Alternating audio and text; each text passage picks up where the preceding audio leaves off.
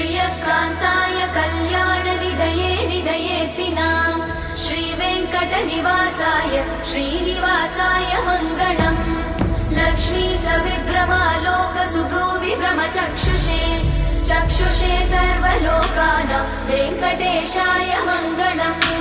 श्रीवेङ्कटाद्रिशृङ्गाग्रमङ्गलाभरणाग्रये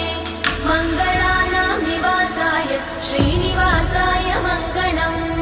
सर्वावयव सौन्दर्य सम्पदा सर्वचेतसां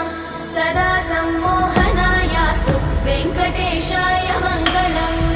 नित्याय निरवध्याय सत्यानन्दचिदात्मने सर्वान्तरात्मने श्रीमद् वेङ्कटेशाय मङ्गलम् स्वतः सर्वविदे सर्वशक्तये सर्वशेषिने